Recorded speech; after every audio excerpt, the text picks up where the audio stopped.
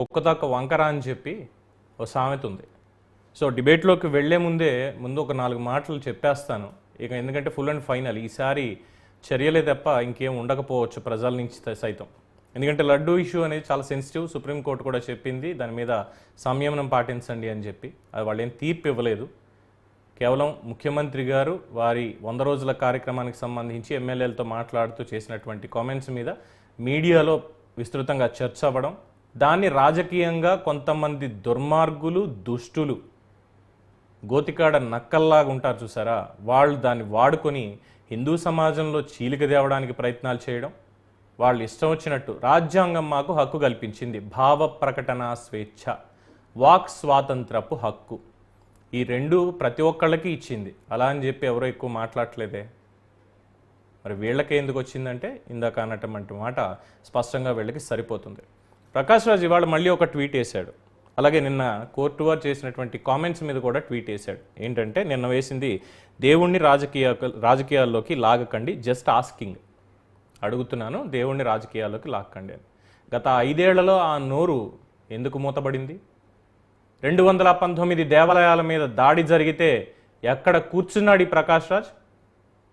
కర్ణాటకలో తన ఎన్నికలకి సంబంధించి ప్రచారం చేసుకుంటున్నాడా? అప్పుడు ఎందుకు గుర్తు రాలేదు ఇవన్నీ? పవన్ కళ్యాణ్ గారితో మిగతా వాళ్ళతోటి సినిమాలు చేసుకుంటున్నప్పుడు అప్పుడెందుకు కనీసం చర్చ చేసి నేను పవన్ కళ్యాణ్తో ఇలా మాట్లాడాను, నా భావాన్ని పంచుకున్నాను, అప్పుడెందుకు ట్వీట్ వేయలేదు?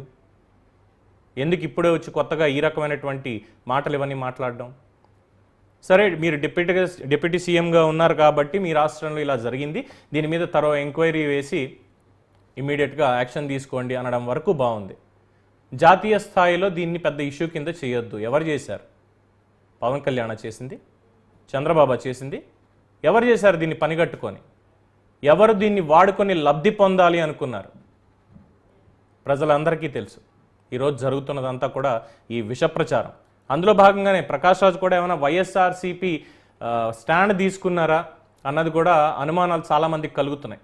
ఎందుకంటే ఆయన ట్విట్టర్లో 2040 మందిని ఫాలో అవుతున్నారు. అందులో తెలుగుదేశం పార్టీ వాళ్ళు ఉన్నారు, జనసేన వాళ్ళు ఉన్నారు, వైఎస్ఆర్సీపీ వాళ్ళు, అందులోనూ ముఖ్యంగా న్యాయ వ్యవస్థ మీద దాడి చేసి న్యాయ వ్యవస్థని కించపరిచి సిబిఐ కేసుల్లో ఉన్నటువంటి వాళ్ళని ఫాలో అవుతున్నాడు ఈయన.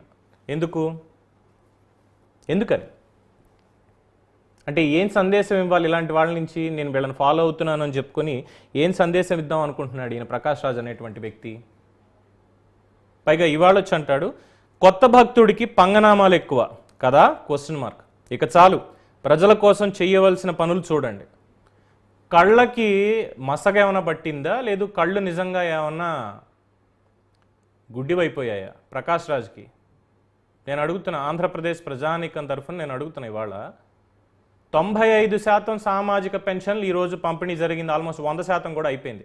కేవలం ఒక 2-3% ఊళ్ళలో లేని వాళ్ళు, వీళ్ళు తప్ప అందరికీ పెన్షన్లు, పెంచినటువంటి పెన్షన్లు 4,000 రూపాయలు, 6,000 రూపాయలు పెంచినటువంటి పెన్షన్లు. పొద్దున్నుంచి మంత్రులు, ఎమ్మెల్యేలు, ముఖ్యమంత్రి అందరూ కూడా దసరాకి ప్రజలకి ఏ కానుకలు ఇవ్వాలి అని చెప్పి మేమేం తీసుకొస్తున్నాం, పెట్టుబడులు, ఎంతమందికి ఉద్యోగ అవకాశాలు ఇవ్వాలి, ఉపాధి కల్పించాలి, 2047 డాక్యుమెంట్ 2020 కాదు, విజన్ 2047కి ఏం చేద్దాం అనుకుంటున్నానంటూ ముఖ్యమంత్రి ఈరోజు ప్రజల మధ్యలోకి వెళ్ళి నిర్భయంగా చెప్పాడు. పరదాల మధ్య తిరగల. మరి ప్రకాష్ రాజ్కి ఇది కనిపించలేదా? పంగనామాలని చెప్పి మాట్లాడతాడా? పవన్ కళ్యాణ్ గారు ప్రాయశ్చిత్త దీక్షలో ఉన్న, ఇవాళ రేపు విరమణ తీసుకుంటున్న దాని నుంచి ఈరోజు ఆయన శాఖలకి సంబంధించి రివ్యూ మీటింగ్లు పెట్టారు. అధికారుల దగ్గర నుంచి నివేదికలు తెప్పించుకున్నారు.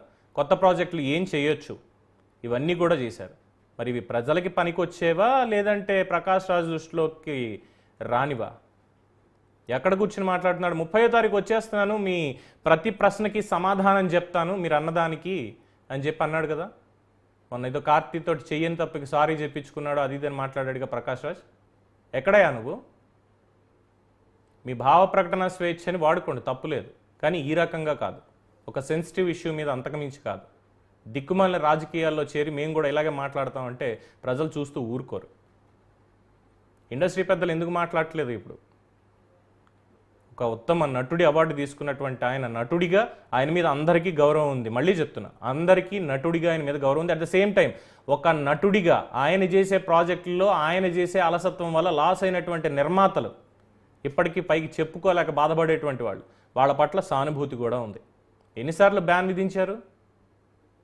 తెలుగు ఫిల్మ్ ఇండస్ట్రీ కానీ ఇంకో ఇండస్ట్రీ కానీ ఎన్నిసార్లు బ్యాన్ చేశారు ప్రకాష్ రాజ్ని? ఇప్పుడు కూడా బీజేవైఎం వాళ్ళు కోరుతున్నారు, ఇగో ఈ ఇష్యూలో ఇష్టానుసారం మాట్లాడుతున్నాడు అని చెప్పి. ఇదే నేర్చుకున్నది. అంటే బీఆర్ఎస్ వాళ్ళు కూడా ఇటీవల వాళ్ళు ఏదో ప్రజల తరఫున రాజకీయాలు చేస్తున్నాం అనుకుంటే, లేదు మా స్వార్థం మాదే అన్నట్టుగా వాళ్ళు ఉన్నారు, సేమ్ యాజ్ వైఎస్ఆర్సీపీ లాగా. సో వీళ్ళ ఇద్దరి భావజాలాన్ని పుణికి పుచ్చుకొని ఈయన కూడా అదే పందాలో నేను వెళ్ళాలనుకుంటున్నాడేమో. 5 ఏళ్ల పాటు ఆంధ్ర రాష్ట్ర నాశనాన్ని కళ్ళారా చూసిన తర్వాత కూడా నాకెందుకు ఇదంతా, నాది కాదు, నా సొంత రాష్ట్రం కాదు, నీ రాష్ట్రం కాదు, నీ సంగతి కాదు అన్నప్పుడు నీకెందుకయ్యా మాట్లాడడానికి? ఎవడు నువ్వు? ఏదో సినిమాలో నేను మోనార్క్ని, నన్నెవరూ ఏం చేయలేరు, సినిమాలో చెప్పుకోవడానికి బాగుంటుంది డైలాగ్. బయటకు వచ్చి అదే మాట మాట్లాడితే ప్రజలు ఏ ఆవేశంతో ఉన్నారో ఎన్నికల్లో ఒకసారి చూపించారు. పంగనామాలు నిజంగానే మిగిలే వాళ్ళకి 11 రూపంలో. దానికి రిఫ్లెక్షన్ మరింత భారీ స్థాయిలో ఇప్పుడు మిగులుతుంది. వీళ్ళు ట్విట్టర్లో చేసేది పవన్ కళ్యాణ్ బిట్రేడ్ హిందూసా, చంద్రబాబు బిట్రేడ్ హిందూసా, ఇది వీళ్ళు డబ్బులు పెట్టి మరి చేసేటువంటి విష ప్రచారం. వీళ్ళని స్పేర్ చేయాలా? న్యాయస్థానాలు వీటిని సుమూటగా తీసుకోవా? ఇక్కడ నేను న్యాయస్థానాలను కూడా ప్రశ్నిస్తున్నాను. ఎస్, ప్రశ్నించే హక్కు నాకుంది ఒక పౌరుడిగా. ఇంకొకసారి ఇలాంటి చెత్త ట్వీట్లు వేసుకుంటూ నా ఇష్టం అనుకునేటట్టు ఏమైనా చేస్తే ఆ హుందాతనం పోతుంది, మాటల్లో పదును కూడా ఇంకా పెరుగుతుంది. సో డిబేట్లోకి వెళ్దాం. మనతోటి ప్రస్తుతానికి అందుబాటులో ఉన్నారు తెలుగుదేశం పార్టీ రాష్ట్ర అధికార ప్రతినిధి ఒక ఆనంద్ సాగర్ గారు, అలాగే జనసేన నేత సింగళూరు శాంతి ప్రసాద్ గారు, ప్రముఖ అడ్వకేట్. అఫ్కోర్స్ ఆనంద్ సాగర్ గారు కూడా అడ్వకేటే. నమస్కారం సార్ ఇద్దరికి.